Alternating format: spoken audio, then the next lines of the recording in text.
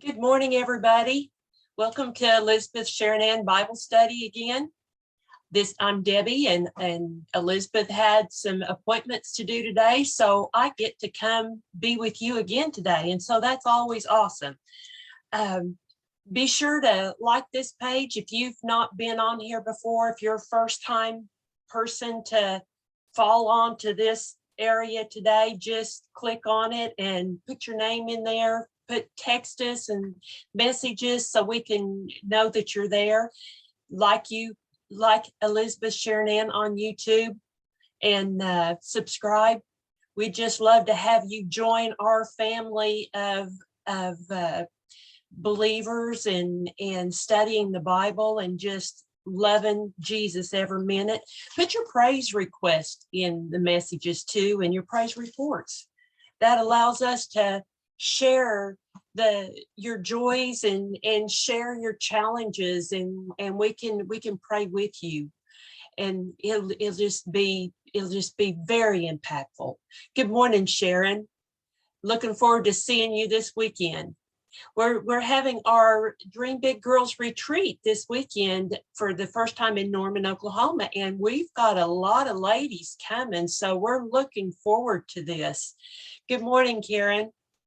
So let's get started on my devotion, because I like to just read a little bit of that.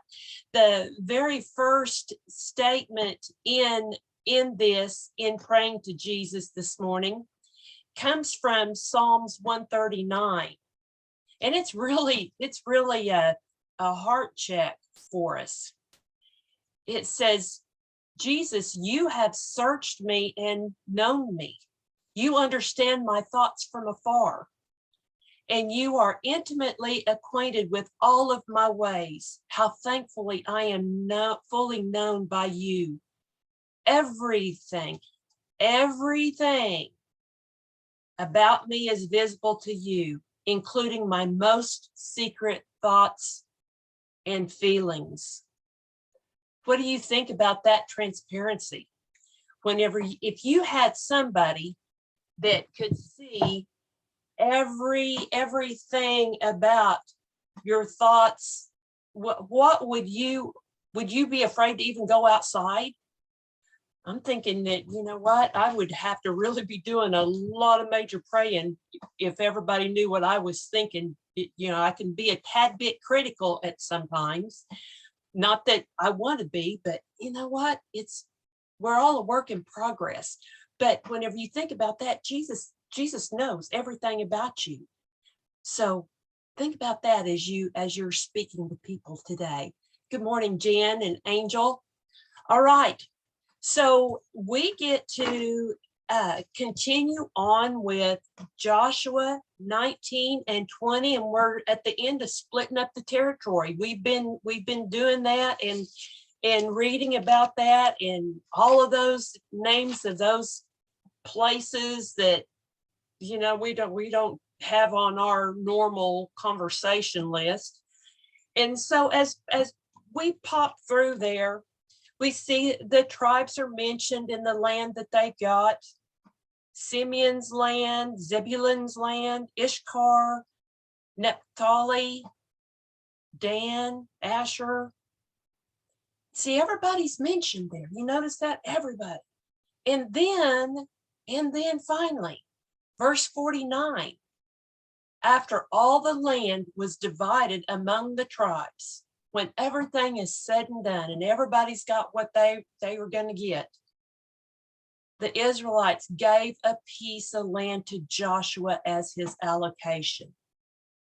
Finally, after everybody got it, I mean, this is just like being on that schoolyard pick team where everybody got their names called out and you were the last one. You didn't know if you were ever going to get on a team. But here's Joshua at the end of it, and he finally gets his allocation. But this is a sign of a great leader. Joshua has been leading these people and encouraging them and strategizing with them. And he's getting everybody everybody's secured before he gets his. Now, what I wanted to jump into is just some of his leadership abilities, and just kind of ponder on these just a little bit, because he's a great leader. And he's had, major faithfulness to God. So Joshua has been living ahead of his contemporaries, meaning Joshua spied out the same land at the same time as the other 10 spies, but he and Caleb returned with a different report. He lived ahead of his time. Live above your circumstances. Joshua faced challenges. He followed Moses. He had to conquer mighty Jericho. He had to cross the Jordan with more than 1 million people, but he did it. That's a big challenge in itself, folks. But because how many of us have ever thought we would need to lead 1 million people across a raging river? We're not going to have to do that. But Joshua did. And he lived above his circumstances. He saw things different than other people did. Live deeper than your calamities. When Israel began to make progress in taking the promised land, some disobeyed God and brought defeat on the nation. Joshua overcame it all. So go back and read into Joshua and see how he overcame. It was with God. And then last, live beyond your capabilities. How do you do that? Man, how do you live beyond your capabilities? Well, you pray and you ask God to increase your ability to serve him. Joshua's dream, his determination, and his ability to develop his leadership skills enabled him to soar beyond his own personal gifts. Today, you have been given gifts, and they're only as good as how much you use. But if you start using your gifts and ask God to help you exercise them, fine-tune those gifts, you can't even imagine what will happen after that shakes out. Okay, one Bible down, 3 more to go here.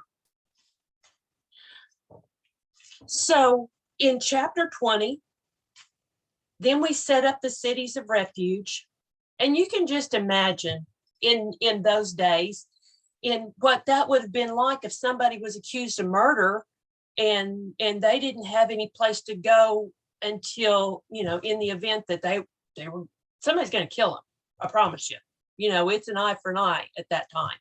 And so they had to go until it could be sorted out and investigated.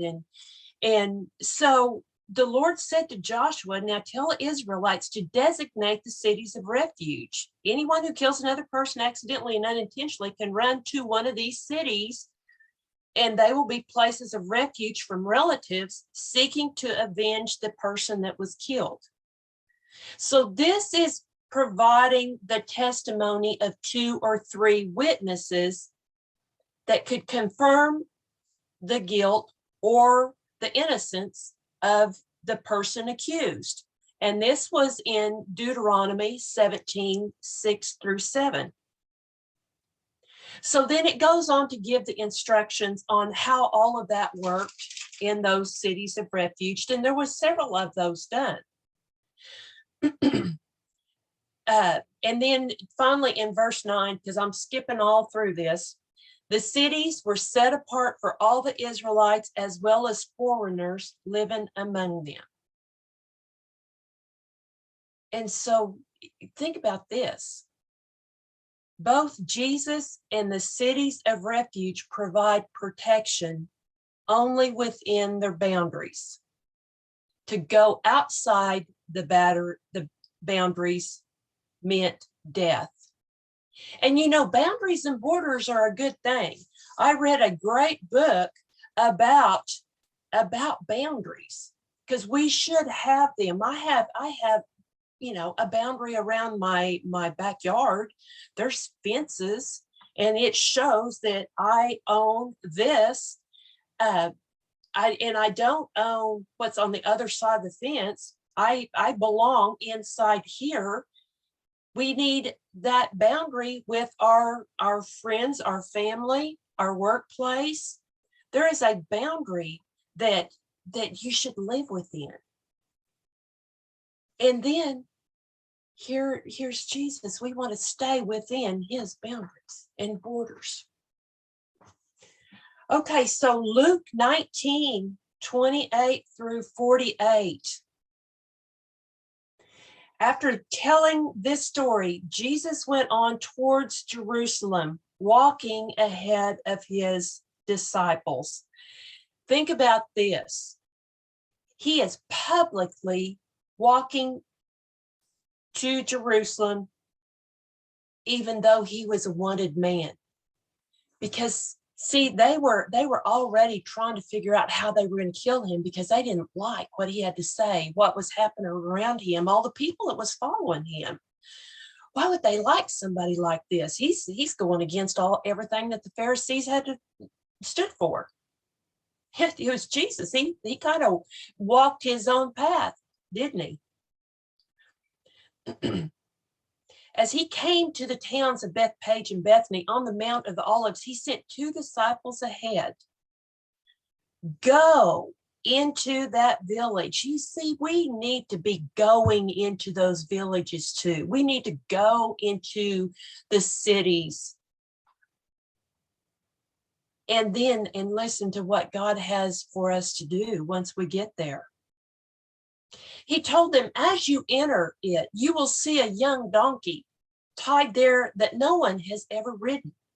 Untie it and bring it here. If anyone asks, why are you untying that colt? Just say the Lord needs it. Well, that makes me think of the days that I would tell my daughters to go do something. Well, Mom, what if they ask me this? And I'd say, well, tell them this. And we would have this whole rehearsed conversation before they got there. But the difference is, a lot of times they were asking me that out of the unknown, the fear of what would they say. None of this ever really came into fruition, because they didn't have to continue this conversation that we thought they might have. Now, this isn't the case with Jesus, because he knew everything ahead of time. See, the funny thing is, he's been to Jerusalem many times before, and now he's making special arrangements, and it's real specific. He's going in the daytime, and he'd walked from Galilee to Bethany, and now he's going to ride basically the last couple of miles on a colt into Jerusalem. And this was prophesied in Zechariah 9:9. And another thing I want to touch on before we go, a colt, an unridden colt. This just shows that Jesus had authority over everything. Nobody rides an unridden colt. They've got to be trained. They might need to be a little bigger, but normally kings rode in on a great warrior horse. A colt, an unridden colt, wasn't really what they would expect a king to ride in on, but he wasn't the king like they thought they might get. So when they found the colt, just as Jesus said, and sure enough, they were untying it, and the owners asked them, why are you untying the colt? And they're just looking at each other thinking, wow, he did say that, and they did say that.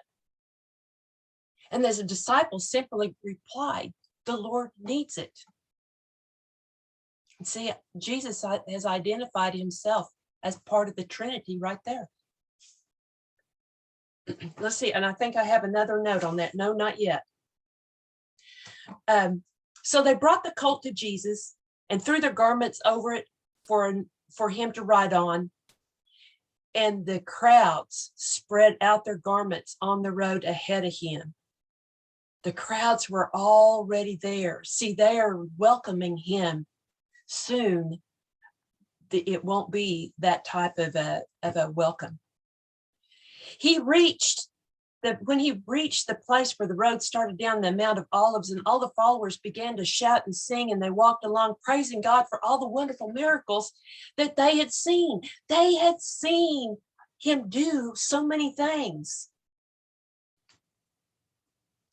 And soon the crucifixion will be coming. It said blessings, or as they're singing, blessings on the King who comes in the name of the Lord, peace in heaven and glory in the highest heavens. But the Pharisees among the crowd said, Teacher, rebuke your followers for saying that.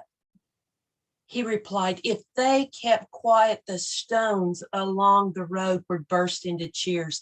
See, he not only had authority over all of creation, the animals that like the colt, he has authority over stones. They would be cheering. The crowd's praise made the enemies of Jesus uncomfortable. They didn't like that. And it's like for us, when you're having those days that you just feel the enemy attacking and turn on some praise music. Because when we start praising and putting our focus on him, Satan loses. Our minds aren't on Satan. Our minds aren't on ourselves, because a lot of times that pity party drives a ripple effect of more stuff.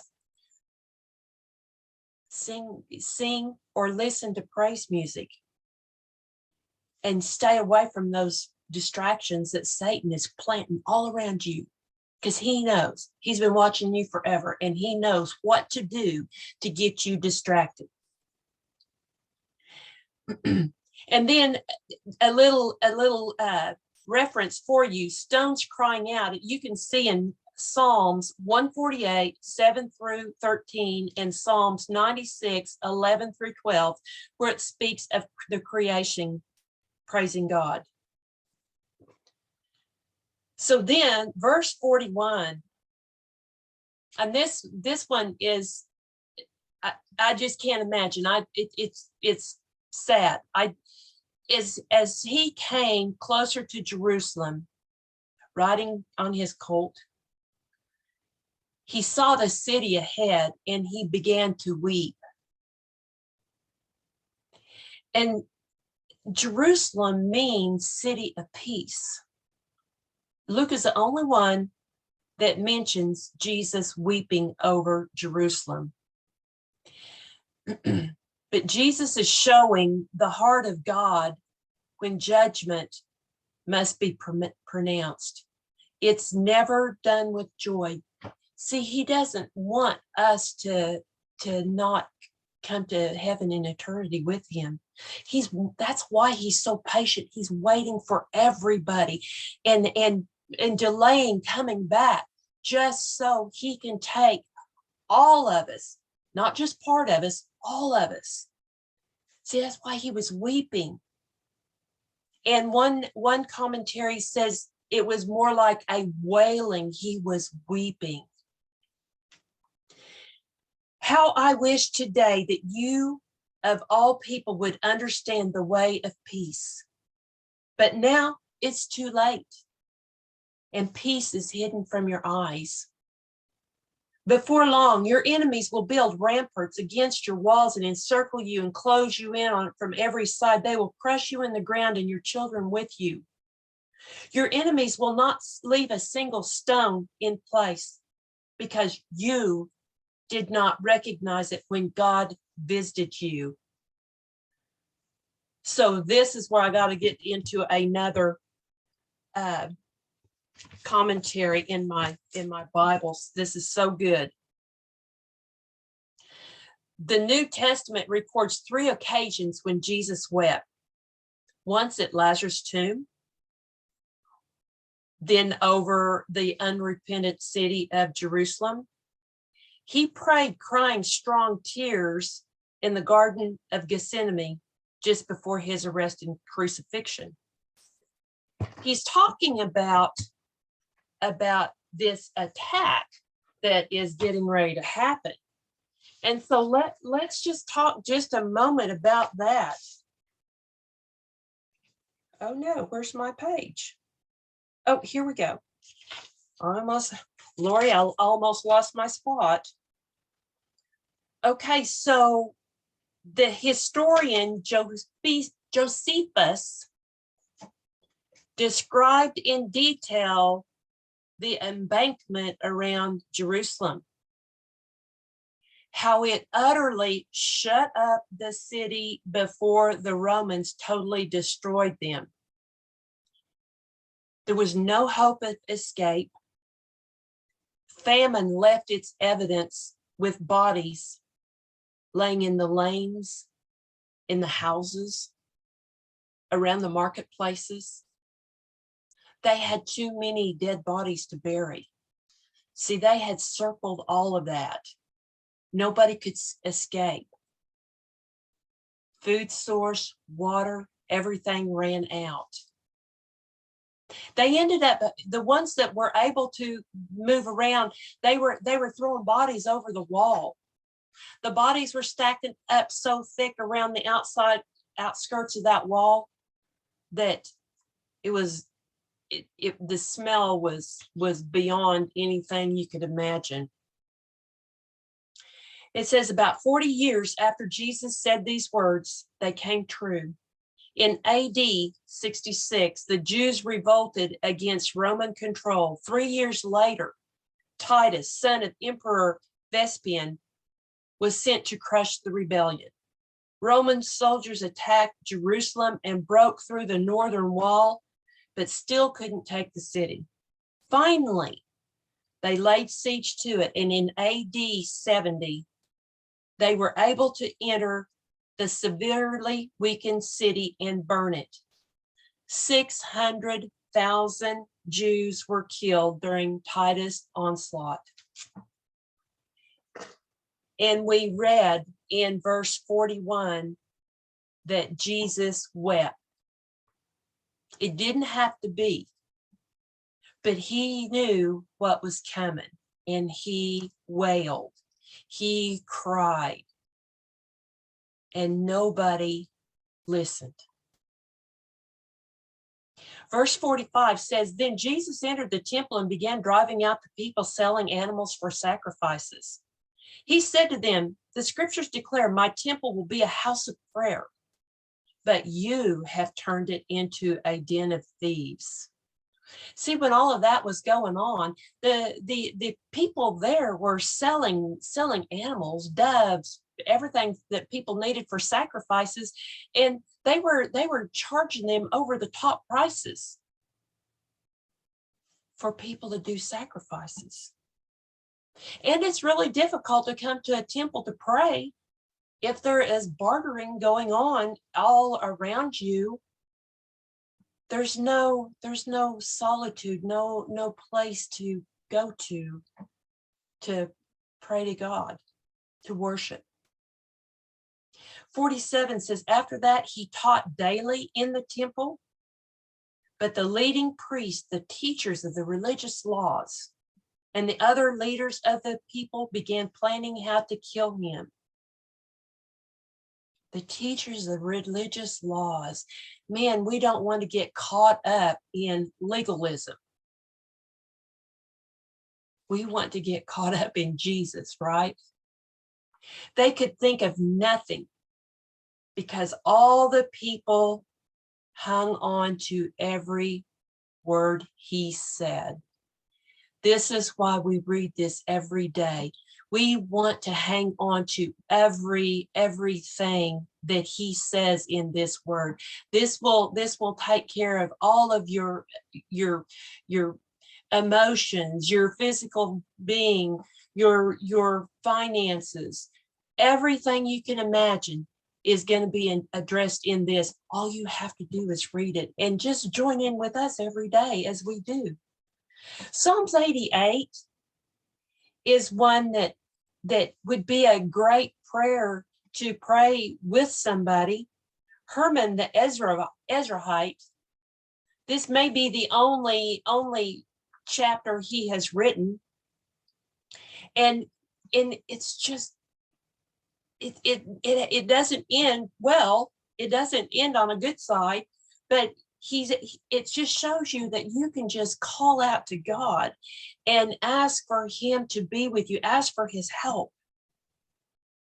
Oh Lord, God of my salvation, I cry out to you by day, and I come to you at night.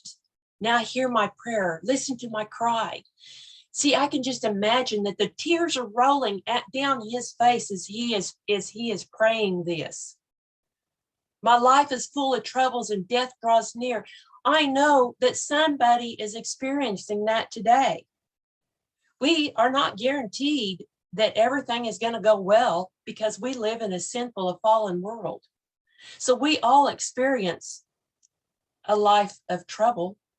What are you going to do with that? How are you going to deal with that? Are you going to have to ask for Jesus? I've got to shut my line to help you through this. In 13, oh Lord, I cry out to you. Keep crying out to him. And then I'll just go on down to the last verse. You have taken away my companions and loved ones. Darkest is my closest friend. They are focusing on everything that's going on around them, right? But what I want you to think about is to pursue, to cry out to him in the midst of whatever is going on, because he is there. He is listening to you. Remember, he stood over the top of Jerusalem and looked down and wept. He knew every single person that was in there that was getting ready to starve to death, that was getting ready to die. He knew it didn't have to be that way. And then Proverbs 13, 12 through 14 says, hope deferred makes a heart sick, but a dream fulfilled is a tree of life. People who despise advice are asking for trouble. Those who respect a command will succeed. And the instruction of the wise is like a life-giving fountain. To those who accept it, avoid the snares of death. Well, let me tell you, today, faith in Jesus is not hope deferred. Faith in Jesus brings life and joy now. You don't have to wait on that. Billy Graham said, God's mercy and grace gives me hope for myself and for our world. Our hope is in the Lord. So you have a great day. I hope that you've got some, I hope you've gotten some encouragement out of today's reading, and go back in and read this again and just put yourself in the places of these people. Act like you're standing beside Jesus, looking over into Jerusalem prior to all of this attack. It's heart-wrenching whenever you think about that. So you have a great day. I hope that you've got wonderful things planned, because this is the day the Lord's made. Rejoice and be glad in it. Psalm 118:24. I love you, and we'll be back tomorrow at 8:30. See you then. Bye-bye.